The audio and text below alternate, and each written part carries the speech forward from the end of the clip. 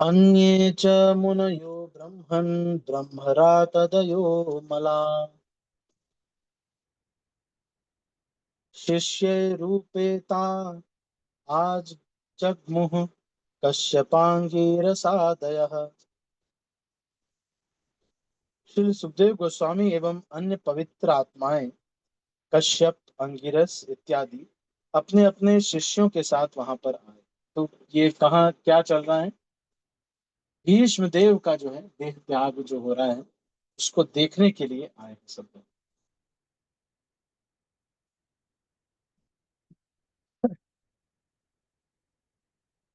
अन्य च मुनयो ब्रह्मन्, अन्य कई च मुनिगण ब्रह्मण हे ब्राह्मणों, ब्रह्मराट, ब्रह्मराट मतलब सुखदेव गोस्वामी को कह रहे हैं जिसकी भगवान ने रक्षा की थी। अच्छा, सुखदेव गोस्वामी कह रहे हैं ब्रह्मराट। हम्म,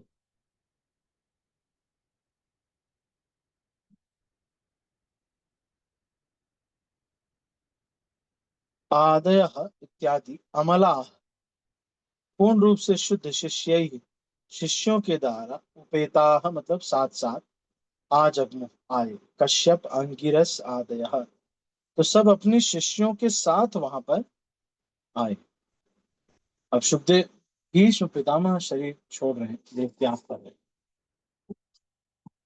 श्रील सुखदेव गोस्वामी ये व्यासदेव के प्रख्यात पुत्र तथा शिष्य हैं, जिन्होंने जिन्हें उन्होंने सर्वप्रथम महाभारत तथा उसके पश्चात श्रीमद् भागवतम की शिक्षा दी।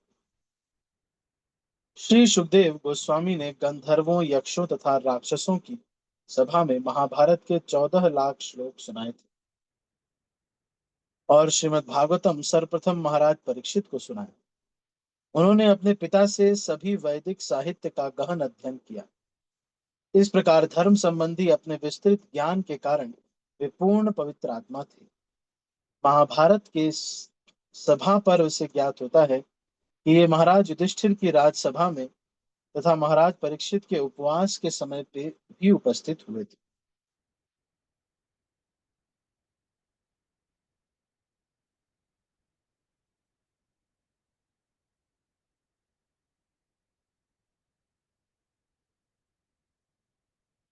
तो युधिष्ठिर की राजसभा में भी थे।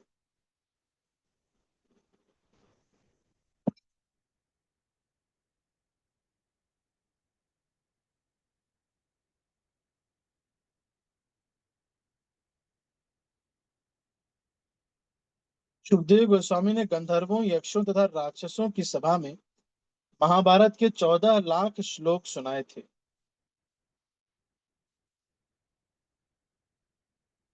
और श्रीमद् भागवतम सर्वप्रथम महाराज परीक्षित को सुनाया। तो ये 14 लाख महाभारत के श्लोक सुनाए थे सुखदेव गोस्वामी ने।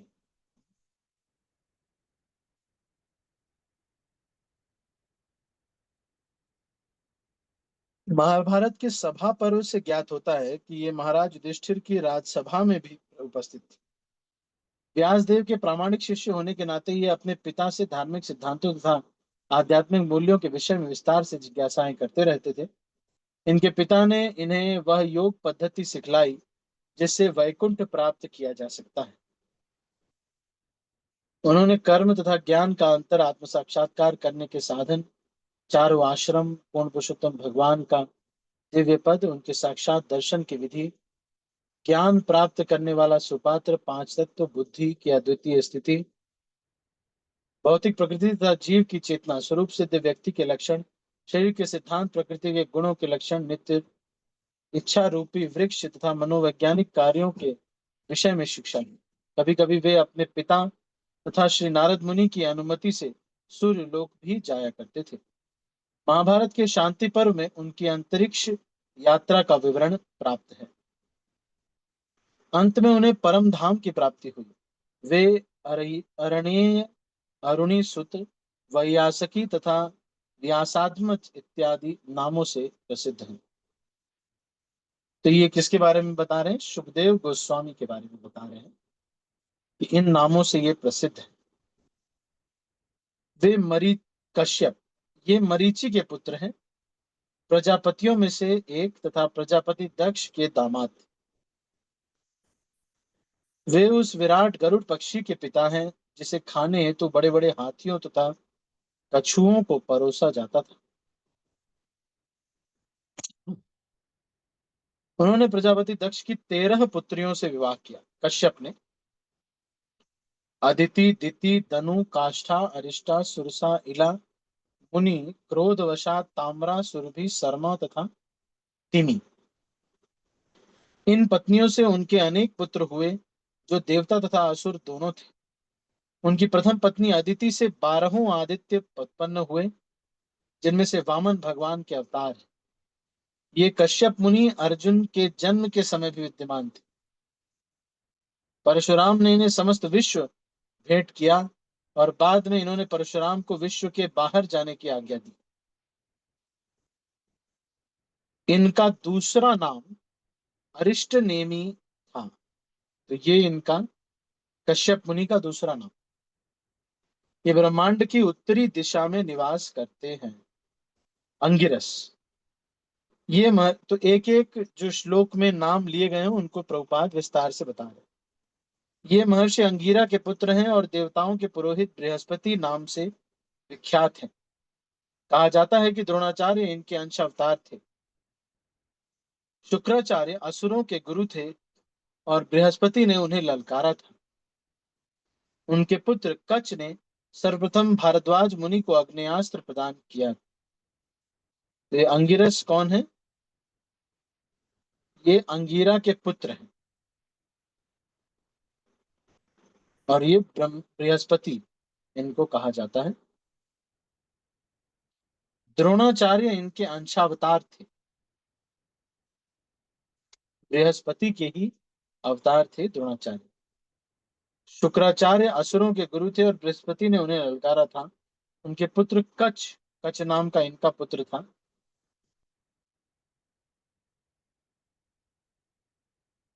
और इन्होंने भारद्वाज मुनि को अग्नेयास्त्र प्रदान किया था।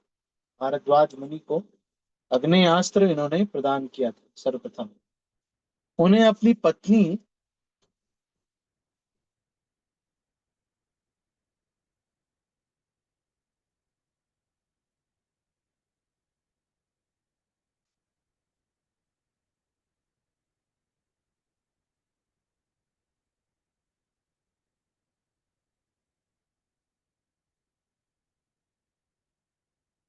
चंद्रमासी, जो कि एक विख्यात नक्षत्र है, अग्निदेव के समान 6 पुत्र प्राप्त हुए थे बृहस्पति को।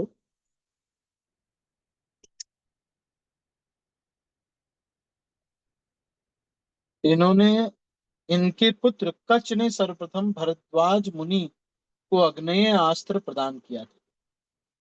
और चंद्रमासी एक विख्यात नक्षत्र है। अग्निदेव के समान 6 पुत्र प्राप्त हुए थे इनको। वे अंतरिक्ष में विचरण कर सकते थे, अतएव ब्रह्मलोक तथा इंद्रलोक में भी जा सकते थे। उन्होंने स्वर्ग के राजा इंद्र को असुरों पर विजय प्राप्त करने की सलाह दी। एक बार उन्होंने इंद्र को श्राप दिया जिससे वे पृथ्वी पर शूकर बनकर आना पड़ा।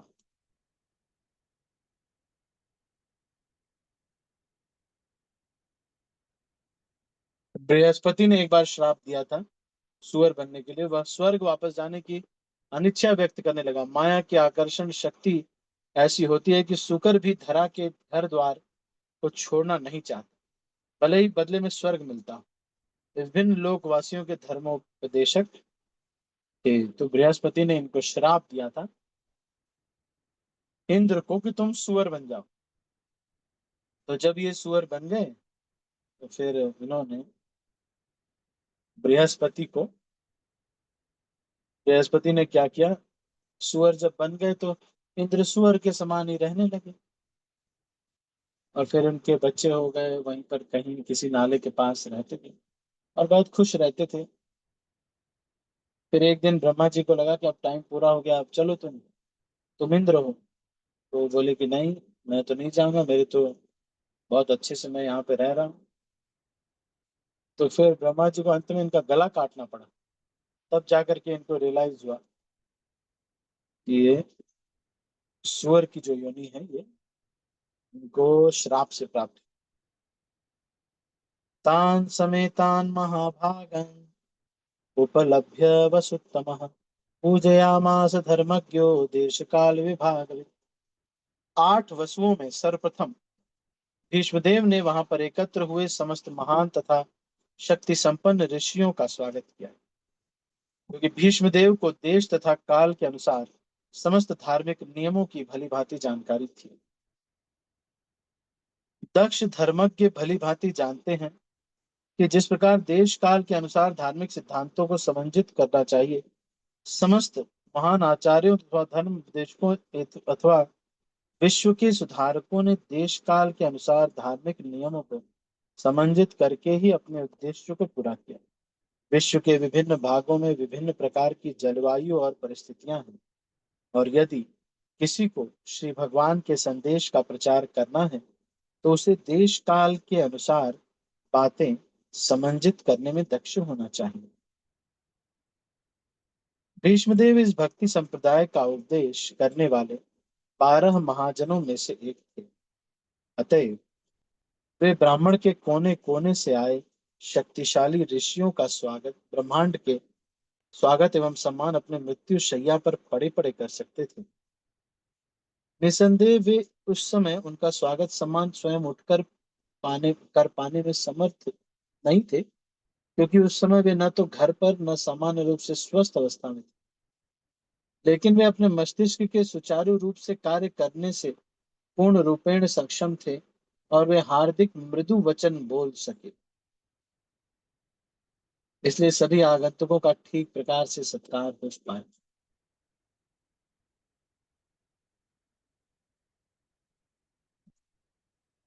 मनुष्य मन से, वाणी से,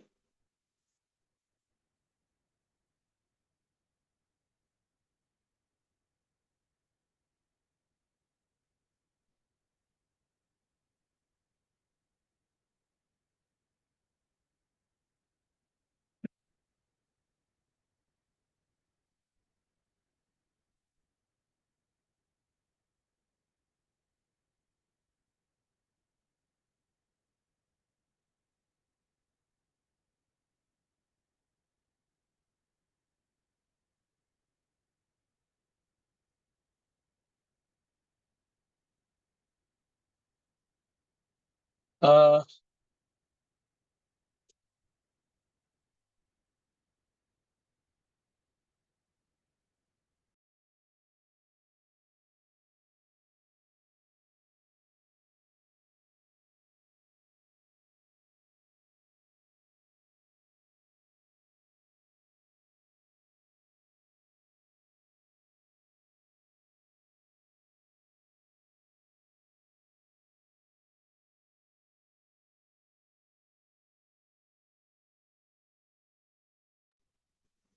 ठीक है। तो यहाँ पर क्या बता रहे हैं मुख्यतः, सभी लोग ध्यान से सुनिएगा कि जो भीष्म पितामह है ये इतने महान है कि इतने सारे लोग आ रहे हैं, कहाँ कहाँ से आकर के इनको श्रवण करना चाहते हैं।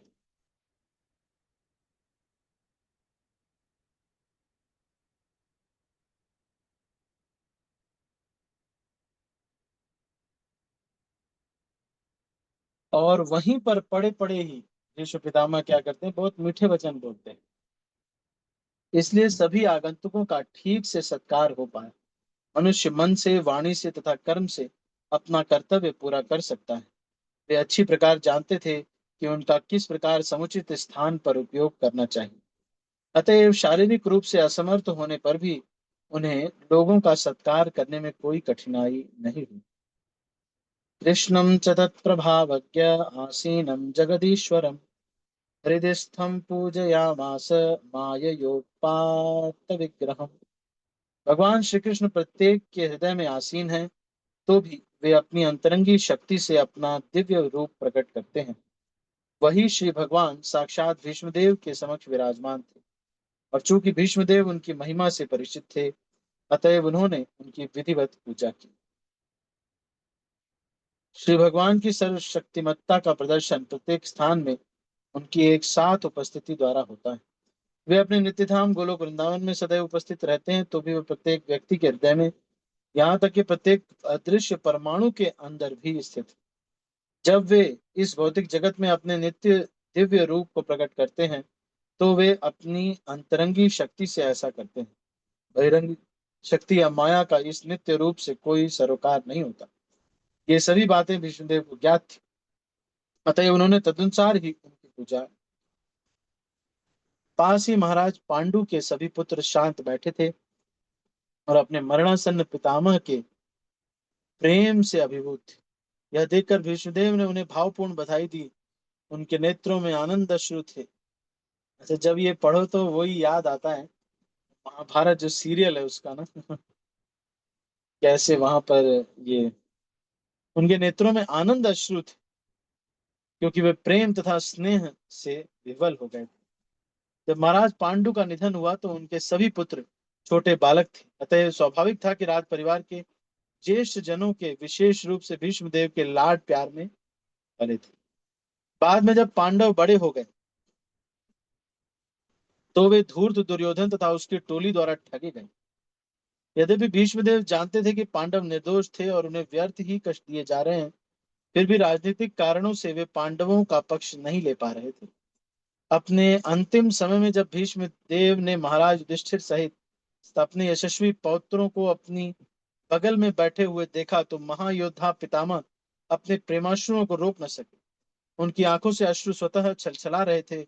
उन्होंने अपने अत्यंत धार्मिक पौत्रों द्वारा भोगे गए दारुण कष्टों का स्मरण किया। निश्चय ही वे बहुत संतुष्ट थे, क्योंकि दुर्योधन के स्थान पर युधिष्ठिर सिंहासन पर बैठने जा रहे थे। इसलिए उन्होंने उन सबको बधाई दी। भीष्मदेव ने कहा, ओह, तुम भले मानसों ने साक्षात धर्म के पुत्र होने के कारण कितनी भयानक यातनाएं तथा अन्याय सही।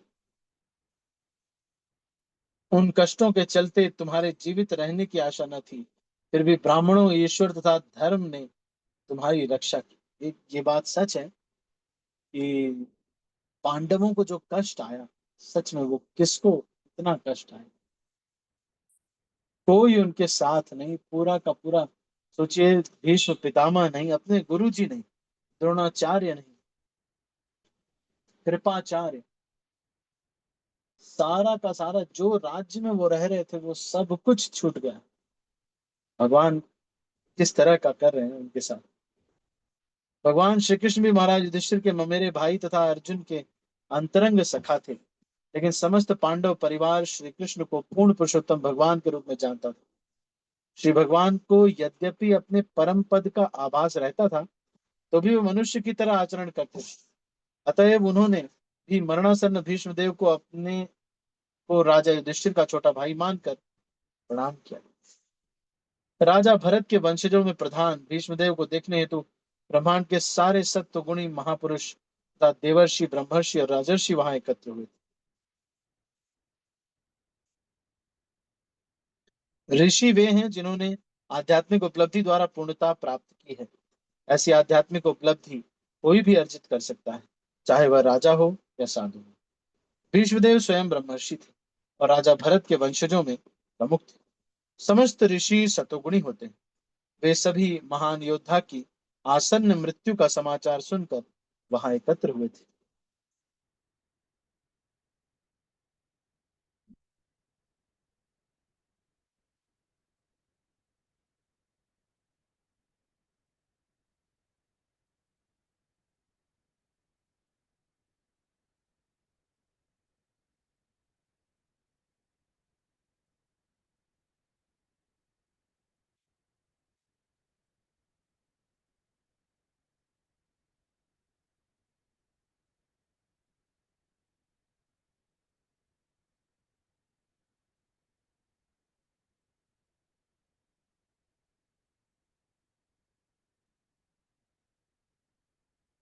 महाराज युधिष्ठिर कुरुक्षेत्र युद्ध के व्यापक नरसंहार से अत्यंत विचलित थे। भीष्मदेव यह समझ गए, इसलिए उन्होंने सर्वप्रथम महाराज युधिष्ठिर की विकट विपत्तियों का उल्लेख किया। वे अन्याय के कारण ही इस कठिनाई में पड़े थे। और कुरुक्षेत्र का युद्ध इसी अन्याय के विरोध में लड़ा गया था। इसीलिए उन्हें इस भीषण नरसंहार के लिए शोक नहीं करना चाहिए था। वे पांडवों को विशेष तौर पर यह बताना चाह रहे थे कि लोग इस सदा ही ब्राह्मणों, भगवान तथा धर्म द्वारा रक्षित होते रहते हैं। अतएव जब तक वे इन तीनों महत्वपूर्ण साधनों के द्वारा सुरक्षित हैं, तब तक निराश होने की कोई कारण नहीं है। इस प्रकार भीष्मदेव ने महाराज को उनकी निराशा मिटाने हेतु प्रोत्साहित किया। जब तक कोई मनुष्य श्री भगवान की इच्छा के साथ पूरा तालमेल बनाए रखता है, प्रामाणिक ब्राह्मणों तथा वैष्णवों द्वारा निर्देशित होता है और धार्मिक सिद्धांतों का दृढ़ता से पालन करता है, तब तक उसके निराश होने का कोई कारण नहीं है, भले ही जीवन की परिस्थितियां कितनी ही विषम क्यों न हो। इस परंपरा में एक महान सत्ता होने के नाते भीष्मदेव पांडवों को यह बात समझाना चाहते थे। जहां तक मेरी पुत्रवधू कुंती का संबंध है, वह महान सेनापति पांडु की मृत्यु होने पर सभी बच्चों के साथ विधवा हो गई और इसके कारण उसने भयंकर कष्ट सहे। तो इनका जो कष्ट है वो गिना रहे। और अब जब तुम लोग बड़े हो गए हो, तो भी वह तुम्हारे कर्मों के कारण काफी कष्ट उठा रही। तो देख रहे हैं, सच में अगर देखा जाए तो पांडवों के जीवन में कितना कष्ट है। कुंती देवी के कष्टों पर दुगना शोक प्रकट किया जा रहा है। अल्प आयु में विधवा हो जाने तथा जर राज परिवार में अपने छोटे छोटे बच्चों के पालन पोषण करने में उसे अत्यधिक कष्ट उठाना पड़ा। और जब उसके बच्चे बड़े हो गए, तब उनकी करनी से उसे कष्ट उठाना पड़ रहा, क्योंकि अज्ञातवास और ये सब तो युधिष्ठिर ने बस बोल करके फिर करना पड़ रहा है। अतः उसके कष्ट जैसे के तैसे बने हुए थे। इसका अर्थ यह हुआ कि विधाता के द्वारा कष्ट झेलना उसके भाग्य में लिखा हुआ था और विचलित हुए बिना इसको सहना था। मेरे विचार से यह सब प्रबल काल के कारण हुआ, जिसके वशीभूत होकर हर व्यक्ति लोक लोकांतर में भटकता है। जिस प्रकार वायु द्वारा बादल इधर उधर जाते हैं, इस ब्रह्मांड के अंदर संपूर्ण अंतरिक्ष में काल का नियंत्रण उसी प्रकार है जिस प्रकार समस्त लोकों में उसका नियंत्रण है।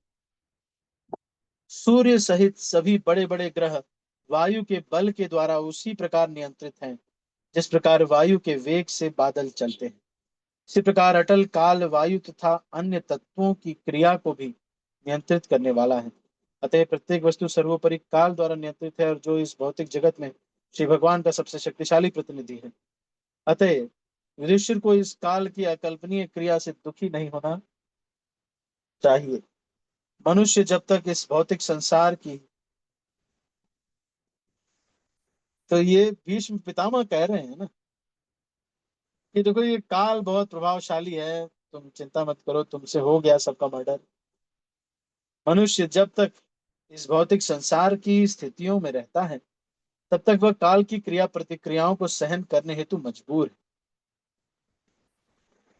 युधिष्ठिर को यह नहीं सोचना चाहिए कि उन्होंने पिछले जन्म में पाप किया था, जिसका परिणाम उन्हें भोगना पड़ रहा है।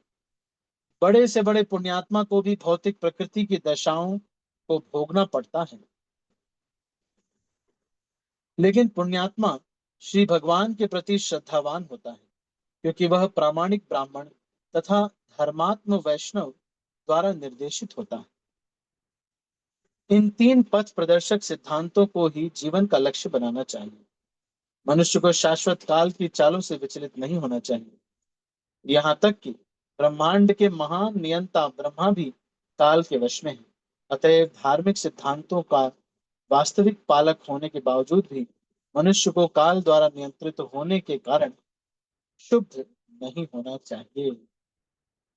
तो ज्यादा दुखी नहीं होना चाहिए। बहुत, ये दुनिया में हम लोग बहुत छोटे हैं और ये जो समय है ये बहुत सबको नियंत्रित करता है ना।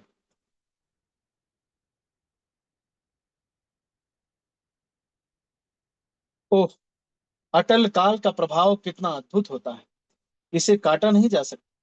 नहीं तो धर्मराज के पुत्र युधिष्ठिर, गदाधारी महान योद्धा भीम तथा गांडी वस्त्र धारण करने वाले बलशाली महाराज धनुर्धर, महान युद्ध अर्जुन, ये सबसे बढ़कर पांडवों के प्रत्यक्ष हितैषी श्री कृष्ण के होते हुए विपत्तियां क्यों आए?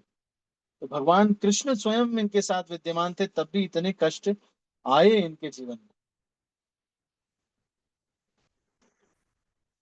जहां तक भौतिक या आध्यात्मिक साधनों की बात थी, पांडवों के लिए इनकी कमी न थी। भौतिक दृष्टि से वे अच्छी प्रकार से सुसज्जित थे, क्योंकि दो महान योद्धा तथा भीम अर्जुन उनके साथ। आध्यात्मिक दृष्टि से राजा स्वयं धर्म के प्रतीक थे। ये अगर ये पांडव चाहते तो किसी भी राज्य पर ये दो लोग ही केवल, अगर जाकर के, दो क्या, एक ही व्यक्ति अर्जुन ही अकेले या भीष्म भीम ही अकेले अगर किसी भी राज्य पर जाके अकेले आक्रमण कर देते तो राज्य उनका हो जाए। इतने शक्तिशाली थे। लेकिन फिर भी कष्ट इतना जीवन में आया है, तो काल किस तरह से करता है। जहां तक भौतिक तथा आध्यात्मिक साधनों की बात थी, पांडवों के लिए इनकी कमी न थी। भौतिक दृष्टि से वे अच्छी प्रकार से सुसज्जित थे, क्योंकि वे दो महान योद्धा अर्थात भीम तथा अर्जुन उनके साथ थे। आध्यात्मिक दृष्टि से राजा स्वयं धर्म के प्रतीक थे, और इन सब के ऊपर पूर्ण पुरुषोत्तम भगवान श्री कृष्ण हितैषी के रूप में उनके लिए स्वयं चिंता करते थे। फिर भी पांडवों पर इतनी विपत्तियां आई। पुण्य कर्म की शक्ति, सज्जनों की शक्ति, कुशल प्रबंधन की क्षमता, भगवान श्री कृष्ण की प्रत्यक्ष दक्षता में अस्त्र शक्ति होने पर भी पांडवों को अनेक विपत्तियां देखनी पड़ी। देख रहे पांडवों को कितनी विपत्ति, कितना मैनेजमेंट अच्छा था, पुण्य की शक्ति, सज्जन भी हैं, और भगवान कृष्ण स्वयं विद्यमान है उनके साथ, अस्त्र शस्त्र की शक्ति, तब भी कष्ट तो इस संसार में, जिन्हें अटल काल का प्रभाव ही कहा जा सकता है। काल साक्षात श्री भगवान से अभिन्न है। अतएव काल का प्रभाव श्री भगवान के अचिंत्य इच्छा को दर्शाता है। जब कोई बात किसी मनुष्य के वश के परे हो जाए तो दुखी होने से क्या लाभ। हे राजन, श्री भगवान की योजना को कोई नहीं जान सकता। यद्यपि बड़े बड़े चिंतक उनके विषय में गहन जिज्ञासा करते हैं, लेकिन वे मोहित हो जाते हैं। भीष्मदेव विगत पापों तथा उनसे होने वाले फलों आदि द्वारा उत्पन्न महाराज युधिष्ठिर के मोह को पूर्ण रूप से काट रहे हैं। भीष्मदेव महाराज युधिष्ठिर को जोर देकर बताना चाह रहे हैं कि अनादिकाल से शिव तथा ब्रह्मा जैसे देवताओं सहित कोई भी भगवान की वास्तविक योजना को नहीं जान पाया है, तो भला हम उसके विषय में कैसे जान सकते हैं। इसके विषय में जिज्ञासा करना भी व्यर्थ ही है। यहाँ तक कि मुनियों द्वारा गहन दार्शनिक जिज्ञासाएं भी श्री भगवान की योजना को ठीक से समझ नहीं पाती। अतएव सर्वोत्तम नीति है कि बिना तर्क के श्री भगवान के आदेशों का सहज भाव से पालन किया जाए। पांडवों के कष्ट उनके पूर्व कर्मों के कारण नहीं थे। श्री भगवान की योजना तो धर्म तथा राज्य स्थापित करने की थी। अतएव पुण्य की सत्ता स्थापित करने हेतु उनके ही भक्तों को कुछ देर के लिए कष्ट उठाने पड़े। भीष्मदेव धर्म की विजय देखकर निश्चय ही संतुष्ट थे, और राजा युधिष्ठिर को सिंहासन आरूढ़ देखकर प्रसन्न थे। यद्यपि वे स्वयं उनके विरुद्ध लड़े थे। भीष्मदेव जिसे महान योद्धा भी कुरुक्षेत्र के युद्ध को जीत नहीं सके, क्योंकि श्री भगवान यह दिखाना चाहते थे कि पाप कभी पुण्य को नहीं जीत सकता, चाहे कोई कुछ भी कर ले। भीष्मदेव महान भगवान के महान भक्त थे, लेकिन उन्हें श्री भगवान की इच्छा अनुसार पांडवों के विरुद्ध युद्ध करना पड़ा, क्योंकि श्री भगवान यह दिखलाना चाह रहे थे कि असत्य पक्ष की ओर से लड़ने पर भीष्मदेव जैसा योद्धा भी जीत नहीं सकता।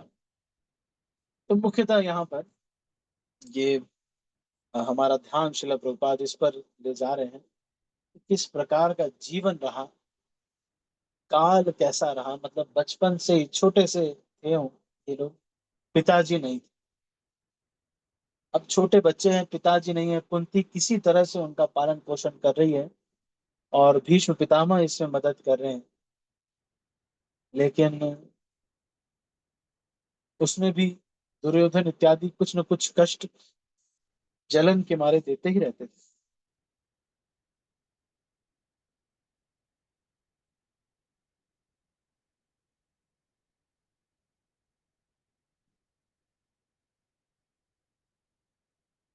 अतएव हे भरतवंश में श्रेष्ठ युधिष्ठिर, मैं मानता हूं कि यह सब श्री भगवान की योजना के अंतर्गत है। तुम श्री भगवान की अचिंत्य योजना को स्वीकार करो और उसका पालन करो। अब तुम नियुक्त किए गए शासनाध्यक्ष हो। अतएव हे महाराज, आपको अब उन लोगों की देखभाल करनी चाहिए जो असहाय हो चुके हैं।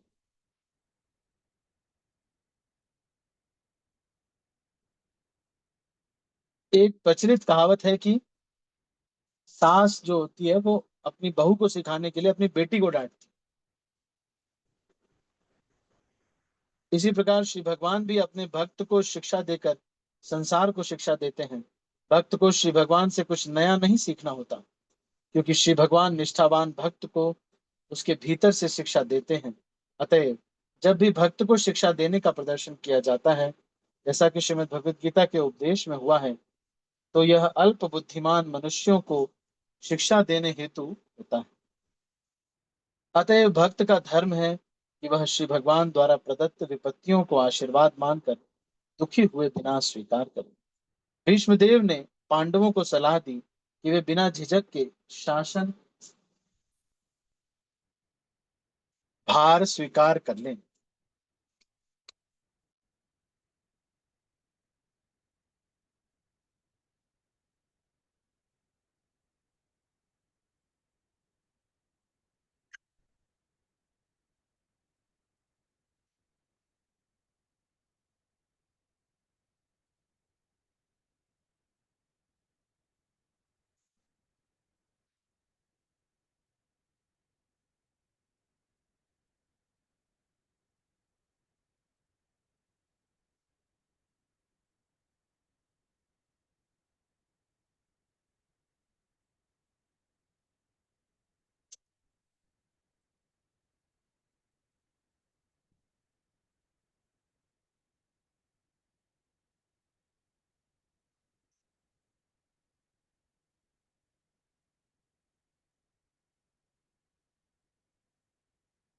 ठीक है, तो यहाँ पर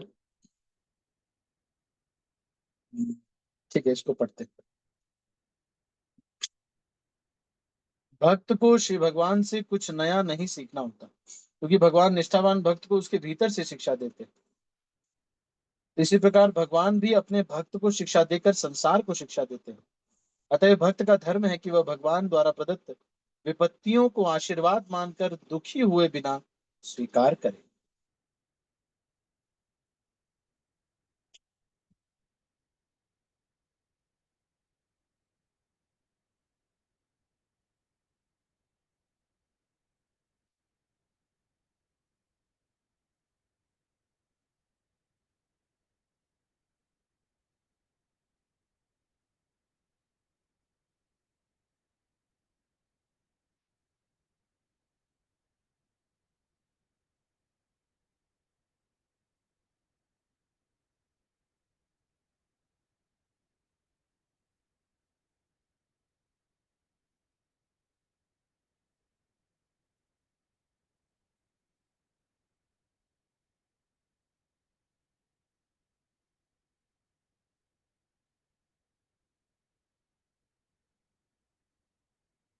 तो भीष्मदेव ने पांडवों को सलाह दी कि वे बिना झिझक के शासन भार स्वीकार कर लें। कुरुक्षेत्र के युद्ध के कारण बेचारी प्रजा सुरक्षित थी और वह महाराज युधिष्ठिर द्वारा राज्य ग्रहण करने की प्रतीक्षा कर रही थी। श्री भगवान का शुद्ध भक्त सभी विपत्तियों को श्री भगवान का अनुग्रह मानता है। क्योंकि श्री भगवान परम पूर्ण है, अतएव भक्त तथा श्री भगवान में कोई लौकिक अंतर नहीं है। एष वै भगवान साक्षात् आद्यो नारायणः पुमान् मोहयन् मायया लोकं गूढ़श्चरति वृष्णिषु।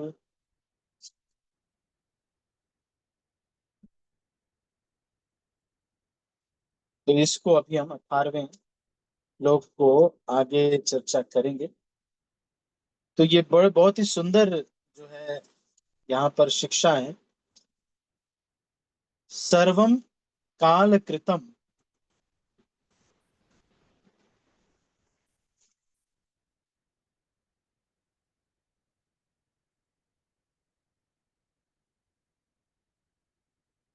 सर्वम काल कृतम मन्ये भवताम च यद प्रियम।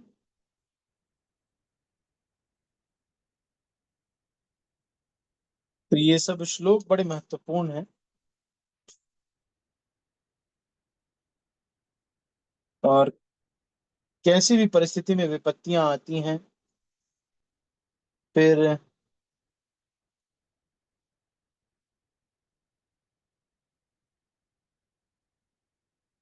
आगे अ, आगे श्लोक में कहते हैं कि भगवान की योजना को कोई नहीं जान सकता, विषय में गहन जिज्ञासा करते हैं लेकिन वो भी मोहित हो जाते। तो ये भी जो 16वां श्लोक है ये भी बहुत महत्वपूर्ण है।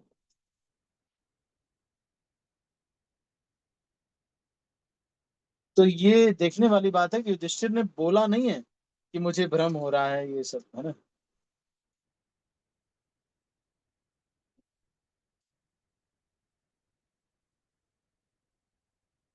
ठीक है। तो अभी इसको यहीं पर 18 श्लोक को हम आगे करेंगे, यहीं तक हम इसको अभी करेंगे। तो आज मुख्यतः क्या क्या हमने चर्चा किया, सबसे पहले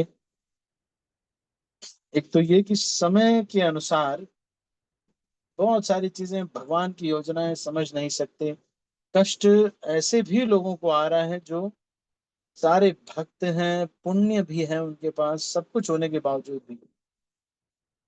तो भगवान अपने भक्त के द्वारा सारे समाज को सिखाना चाहते हैं, ये एक यहाँ पर आया। और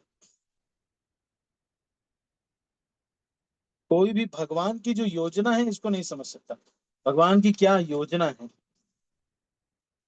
तो क्या, इसको समझना बहुत मुश्किल है। पुण्य कर्म शक्ति सज्जन थे, प्रबंधन की क्षमता सब कुछ होने के बावजूद भी नहीं कर पा रहे। फिर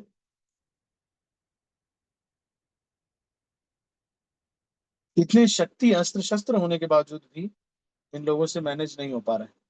क्या मतलब, दुख तो इस संसार में फिर भी होता है। तो इसलिए काल का प्रभाव है, इससे दुखी नहीं होना चाहिए।